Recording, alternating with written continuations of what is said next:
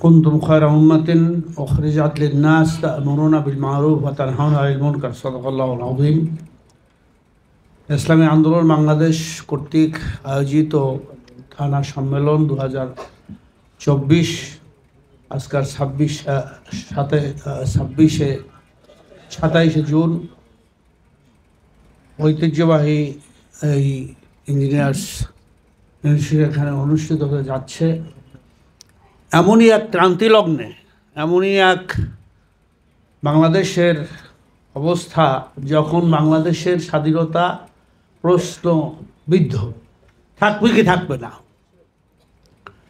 বাংলাদেশ যে মানচিত্রটা, চারিদিকে তিন দিকেই ভারত বর্ডার, একদিকে বঙ্গোপসাগর আর একটু আছে আপনার বার্মা। এখন আমাদের ভারতই করলে তো বঙ্গোপসাগরে ঝাঁপ দেওয়া ছাড়া উপায় নাই। এই জন্য ভারত আমাদের সব দিক থেকে আমাদের দখল করে, অনেকে বলে যে এটা অঙ্গরাজ্য করবে না, কিন্তু অঙ্গরাজ্য যা যা করার তা করিয়ে ফেলাইছে। কেননা অনেক ওই যে মুখ্যমন্ত্রীদের যেভাবে সম্মান দেয়, শেখ হাসিনাকে ঠিক ওইভাবেই তাকে মুখ্যমন্ত্রী হিসাবেই মোদি সরকার সম্মান দেয়। আমি প্রথমে কয়েকটা পয়েন্টের উপর আলোচনা করে শেষ করব, এগুলো আমাদের খুব বেশি দরকার, কারণ থানা প্রতিনিধি সম্মেলন। প্রথম যে আলোচনাগুলো এখানে সবই হয়েছে, সাংগঠনিক কার্যক্রম যে বৃদ্ধি করার ব্যাপারটা খুবই বারবার আসছে। সংগঠন না থাকলে, কর্মী না থাকলে তাহলে বিপ্লব করা যাবে না, সংগঠন মজবুত লাগবে। এইটার দিকে বেশি আমাদের খেয়াল করতে হবে। আভ্যন্তরীণ কোন্দলটা আমাদের মধ্যে অনেক জায়গায় বেশি দেখা যায়। এই আভ্যন্তরীণ কোন্দলগুলো পরামর্শের মাধ্যমে আমাদের এটা শেষ করতে হবে। এখন আসেন বর্তমান সরকারের অবস্থা কী। 15 বছর আছে, 4 টার্ম সে প্রাইম মিনিস্টার। সে এমনভাবে দেশ চালাইছে যে দুর্নীতিতে বারবার চ্যাম্পিয়ন হইতেছে। গত পরশুদিন আওয়ামী লীগের এমপি সে বলতেছে সংসদে যে দুর্নীতি করতে করতে আমরা ব্যাংকগুলা খালি হয়ে গেছে, আমলারা দুর্নীতি করতে করতে সব আপনার বেনজির আজিজ সেনাবাহিনীর সাবেক প্রধান মতিউর সৃষ্টি হইতেছে, যেটা ছাগল কর্মকাণ্ডের মাধ্যমে প্রকাশিত হইল যে কত হাজার কোটি টাকা সে বানাইছে। 2 স্ত্রী, সবই আপনারা জানেন, সময় কম, ব্যাখ্যা ওদিকে যাব না। এদিকে আপনি দেখেন যে দুর্নীতিতে লাস্ট এই গত সপ্তাহে সেটাও স্বীকার করছে যে 55 কোটি টাকা ডাক বিভাগ থেকে লুট করে নিয়েছে, খবর নাই। 55 কোটি টাকা নিয়ে গেছে ডাক বিভাগ থেকে, খবর নাই। মতিউর চলে গেল, খবর নাই।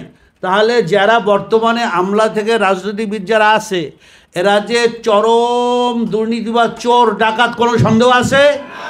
এবং এর পৃষ্ঠপোষক করতে আছে খোদ প্রাইম মিনিস্টার হাসিনা। এটা লিডার উঠেছে, সে দুর্নীতিকে আশ্রয় দিতে আছে, প্রশ্রয় দিতে আছে, অথচ মুখে বলে জিরো টলারেন্স দুর্নীতি। সব কিন্তু তার আশপাশে যত শেষ সবগুলো তারা করতেছে। দুর্নীতিতে কিন্তু তারা সব দিকে চ্যাম্পিয়ন হইতেছে।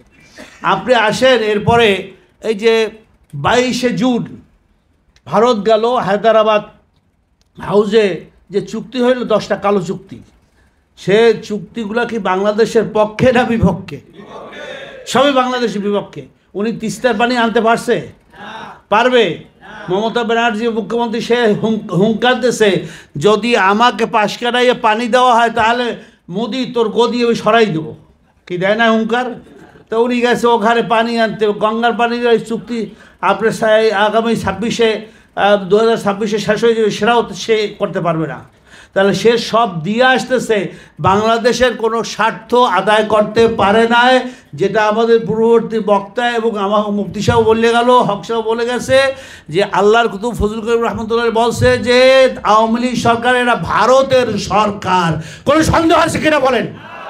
আজ থেকে বলবে যে আওয়ামী লীগ সরকার এরা ভারতের সরকার, শুধু দালাল না, ভারতের সমস্ত স্বার্থ রক্ষা করতেছে শেখ হাসিনা বাংলাদেশের প্রাইম মিনিস্টার হয়ে। এই জন্য আমাদের বুকের তাজা রক্ত দিয়ে এই জালেম শাহীকে এই বাস্টার থেকে বাংলাদেশ থেকে উৎখাত করতে হবে। কারা যারা রাজি আছেন ইনশাআল্লাহ? কথায় না কাজে সেটা দেখাইতে হবে। বসে থাকার সময় নাই। এই স্বাধীনতা বিরোধী, দেশ বিরোধী, ইসলাম বিরোধী, জনস্বার্থ বিরোধী, দুর্নীতিবাজ এই সরকারকে আর গদিতে রাখা যায় না। এই জন্য একমাত্র ইসলামী আন্দোলনের কর্মী, ইসলামী আন্দোলনই পারবে ইনশাল্লাহ। সেই সাহস নিয়ে ময়দানে থাকতে হবে, কাজ করতে হবে, বসে থাকলে চলবে না। কেননা আল্লাহ আমাদের সাথে আছেন। আমরা তো আল্লাহর সাহায্যে কাজ করতেছি। 20 বছর পর যদি আফগানিস্তানে তালেবানরা পারে আমেরিকাকে হটাইয়া, আমরা কেন পারবো না বলেন? কি ইমানদার নাই রাখে? আমাদের দুর্বল কেন মনে করেন?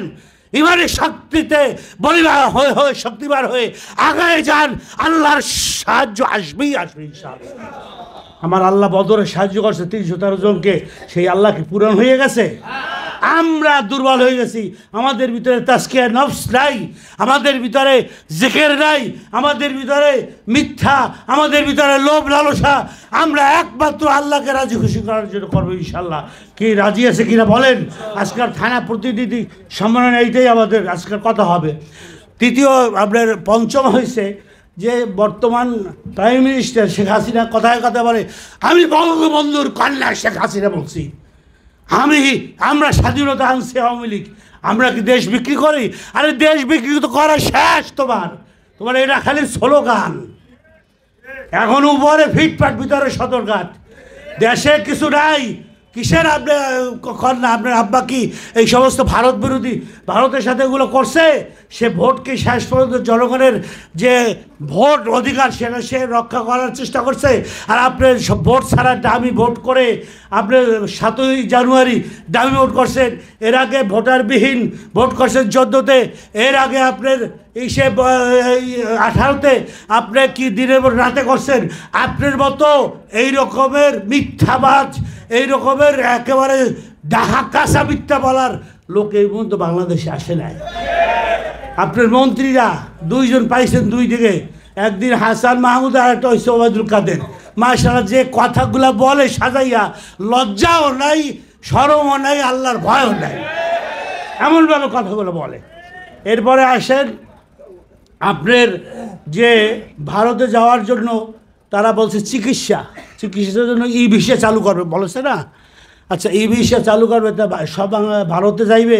তাহলে আপনি কীভাবে দেশপ্রেমিক হইলেন? দেশপ্রেমিক হলে তো আপনি বলবেন যে আমরা উন্নত মানের হসপিটাল আমরা বাংলাদেশে তৈরি করবো, যাতে করে আমার দেশের নাগরিক ভারতে না যায় এবং এই আমাদের অর্থ পাচার না হয়, এই দেশে করব। আর সে ভারতে যাওয়ার উৎসাহিত করার জন্য, চিকিৎসা উৎসাহিত করার জন্য ভিসার চুক্তি করিয়ে আসে। তাহলে সে কি আসলে বাংলাদেশের প্রতিনিধি, ভারতের স্বার্থ রক্ষা করতেছে? এর দ্বারা প্রমাণ, তার কথাই প্রমাণ, সে আসলে এ দেশ চায় না, সে ভারতের সাথে মিশেই যেতে চায়। এইটাই সে তার কথা।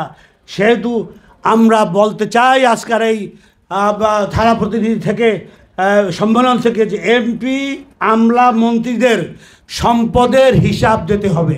কি আপনারা রাজি আছেন কিনা?